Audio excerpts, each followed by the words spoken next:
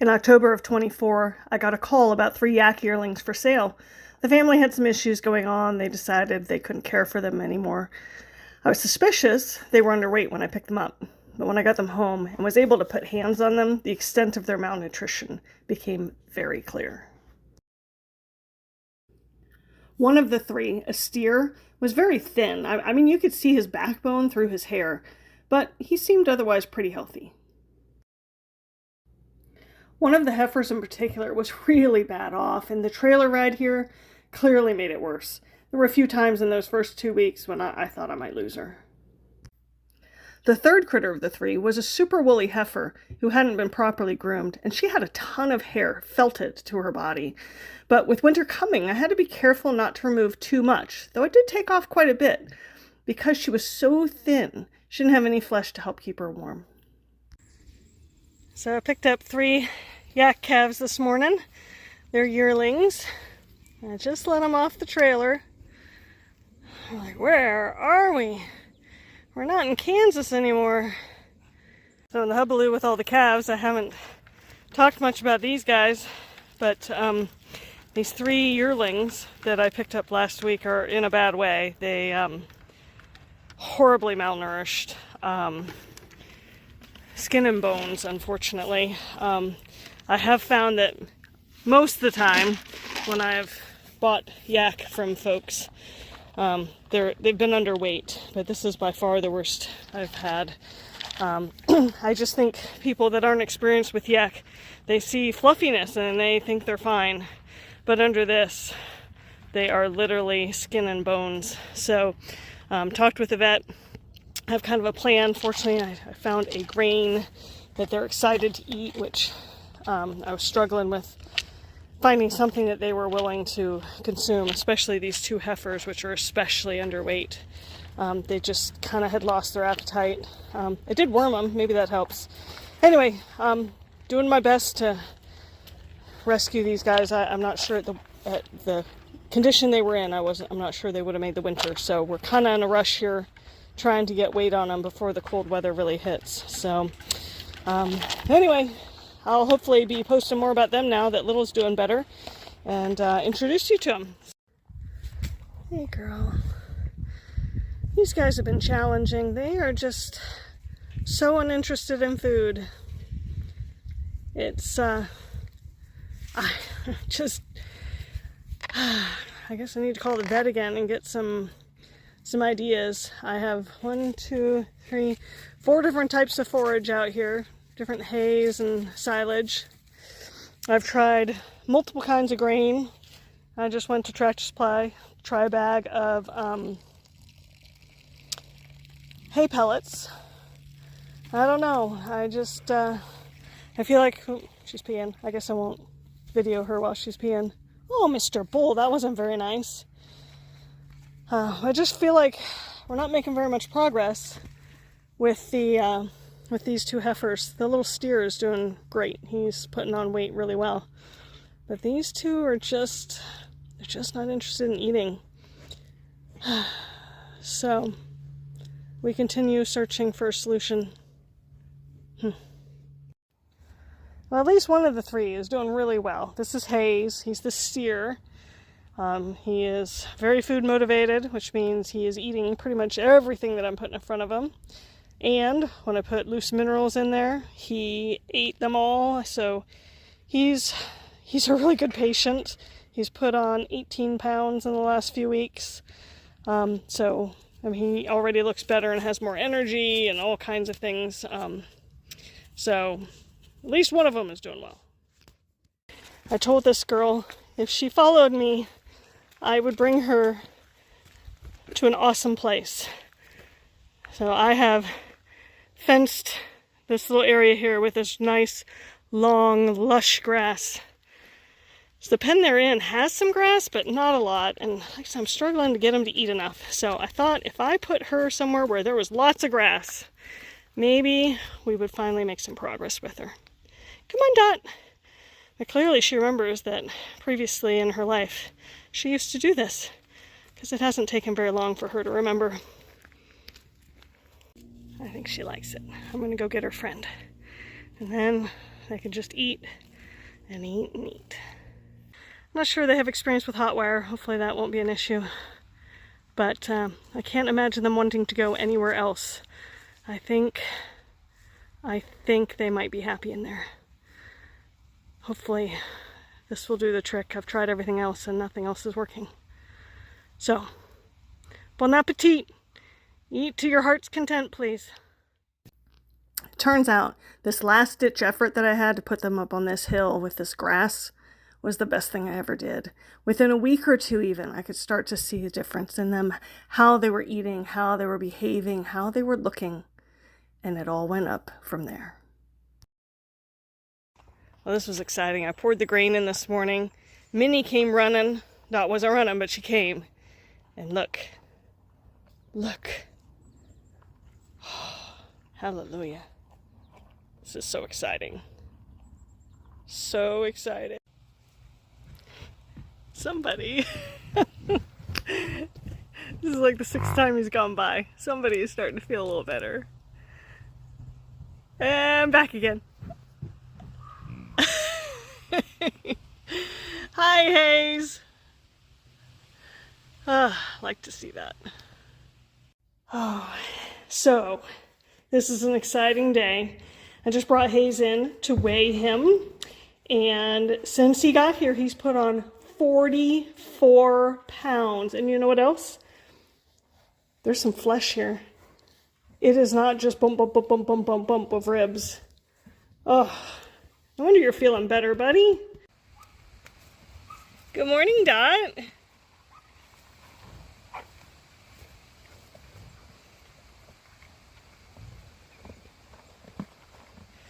Well, you can see they're still not a big fan of the grain. They've been eating quite a bit of the hay pellets. And I'll take that too. I'll take that too. Good morning, girls. How's it going?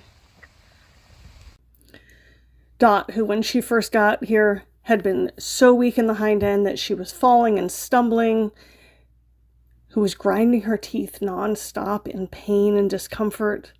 Within a few weeks of being on this hill, those things resolved, and she started thinking about eating other things. So these girls have just been tricky to find things that they want to eat besides hay, and even the hay they're kind of picky about. So often they'll decide they want to try something new and they'll eat it. I'll get all excited and they'll eat it for like 2 or 3 days, and then they're like, yeah, no, I don't really want that anymore. But I decided to pull out the big guns, and I am pouring the molasses all over the grain right now. And so far we're on like day 4, and they're still interested in eating it. So we'll see how long it lasts. But, goodness. All right, well, I still like to see it though. So the girls did a really good job mowing this hill, but it's getting cold enough, the grass is kind of stopping growing, and it's supposed to start getting cold next week. And they still just don't have enough fat to not have cover. So Hayes is 50 pounds up, so I turned him out with the herd today, and he's doing great. And I moved the girls over here where they can go in the barn and stay warm. I cannot even begin to tell you how excited this makes me. After a month of struggling to get her to eat anything but hay, Dot's apparently starting to feel well enough. Well, and Minnie too, but Dot's a bully. And so it's kind of icky out here right now, but come on, Minnie! Anyway, Dot's a bully. Who knew? But anyway, she's very much more dominant of a yak than Minnie. But they've started to eat everything I'm putting in front of them. Almost everything. I mean, it's a huge improvement. They like the brewer's grains now. They eat all the hay pellets I give them. They, as long as I don't put out too many at once, they eat the high-fat grain I'm giving them. So I'm pretty excited to see this improvement. When I weighed them the other day, Minnie hasn't really gained anything since she got here. But Dot has gained back what she lost from the stress of the trailer ride here, plus a few pounds. And they just look healthier. So I'm very excited to see the progress now. I have them next to the barn here now, so I can take them in and weigh them as much as I want. So anyway, I just love watching her eat. It's like the best thing ever. All right, you enjoy that, okay? Happy breakfast. This guy the weather cooperates next week, he's going home to the farm he was born on. We raise animals for meat here, and there's only one purpose for a steer on a meat farm. But he's such a nice guy. So I made arrangements with the farm that he was born on. They're fiber people, and he's a good fiber steer. So Hayes is going to have a good life. So pray for good weather so they can come up and get him next week. And then he can go home and finish putting the rest of the weight on. Now that the hospital ward is empty, I think these girls deserve an upgrade. What do y'all think? Yeah, let's go. Let's check it out. It's a lot more spacious for you, Minnie. You'll be able to stay out of Dot's way easier. What do you think? They're like, I don't know. Where do we go first? So there's hay over there, so you can hang out with your friends. And there's hay and grain and all the good stuff over there. Or you could just stand at the fence and look at the... Oh my gosh! Bucking and kicking! Oh, you girls. Hi, Dot!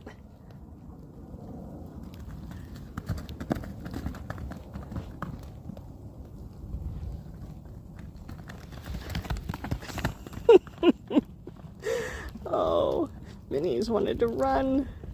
Oh, here goes Dot. Oh, gosh, that makes me happy. Around Christmas time of that year, Hayes had finally put on enough weight that I felt like it was safe for him to travel. And so his birth farm came and got him, and he's living his best life. Dot and Minnie moved into the hospital ward once Little was out of there, and then they continued their recuperation in there through the winter. And as the winter went on, I suddenly started noticing something. Call me crazy, but sure seems lately to me like Dot looks different. And I don't know, I think she's growing, like taller, like bigger, like making up for all that time she lost. I don't know. I don't really, of course, I don't have an objective measurement for that like I did for her weight. I suppose maybe when she came in, I should have like measured her height or something, but I didn't.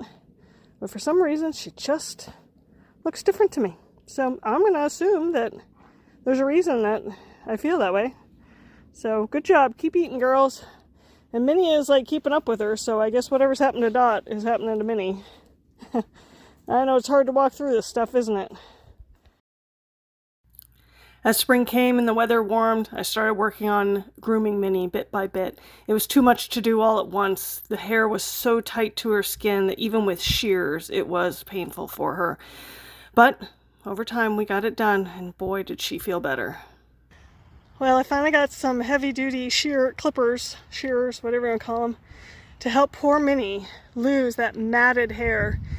I didn't want to do it all at once. It was too much. She's pretty much telling me to F off. She is not happy with me, but I'm sure that once she has a minute to realize how much more comfortable she is back there without that extra 5 pounds of felted yak hair, she'll come around.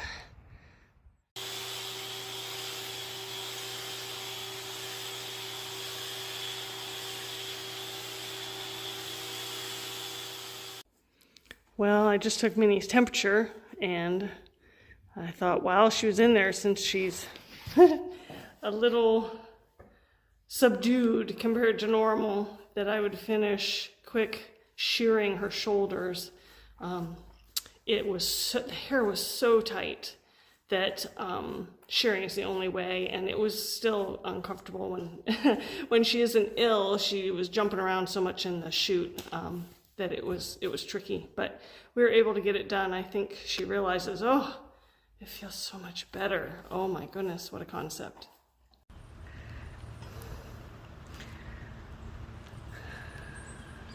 So just let Dot and Minnie out of the small pen they were in since they've been here recuperating. And of course now they have to manage their way back into the pecking order. So Dot right now is tussling with a little Goldie's little bull calf from this last year. You see Dot's really not that much larger than he is. She's like, well, maybe I won't. Goodness, you guys, can't we all just get along? Once summer came, all that was left for their recovery was for them to finish catching up in their growth, and that they did. As this last winter approached, you'd be hard put to recognize these two as the Rescue Yak from last fall. And here they are, all grown up, filled out, healthy, happy. Minnie needs still just a little bit of grooming. I finally have a new head gate that's going to get installed this spring, and I'll be able to groom them properly. But don't they look magnificent? I was worried they'd be stunted, but they're not. They're the same size now as all the rest of the cows. So a year later, well, more than a year later, but a year and change later, it's like it never happened.